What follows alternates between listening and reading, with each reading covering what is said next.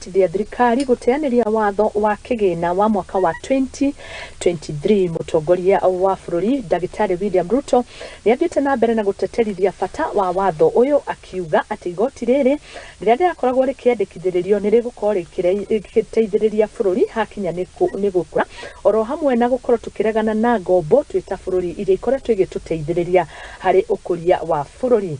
Oho ni augite ati watho uyu ni ugukorwo wi kiguni kinene muno makiria hari guthondeka mieke ya mawira guku bururi-ini. Ushuru inaanza na mimi ndio niko mstari ya mbele kusanya ushuru, na wale wanasanya ushuru ni wale wako na kitu. Kama huna kitu hauna shida, hakuna mtu atakuuliza chochote. Sio kama tunaelewana? Tuko pamoja? Na tunatafuta hiyo ushuru ndio tuweze kuendesha taifa letu on our own resources, and if it is possible for us to do it, we must do it, because that is a sustainable way of taking Kenya into the future.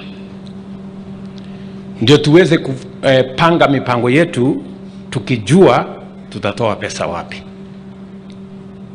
Mimi nataka niwaulize ndugu zangu watu wa Taveta County, ya muhimu mbali na kupanga elimu ya watoto wetu all the way to the university. Ile kitu nimesema kuanzia mwaka huu hatutakuwa tunapanga elimu ya watoto wetu peke yake, hapana.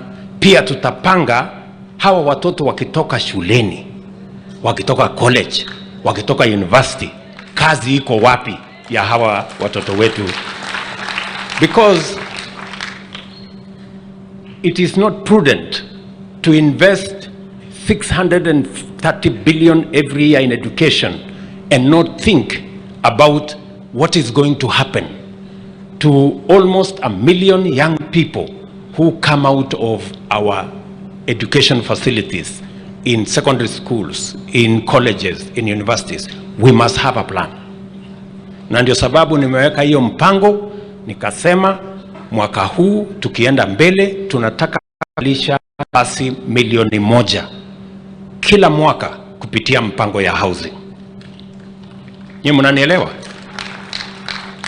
Na tayari hapa Taita Taveta County we have identified mahali ya kujenga the first 1000 houses. We have already. Na hiyo mpango pia itaambatana katika budget hii nimeweka bilioni 15 ambayo itatusaidia kujenga masoko.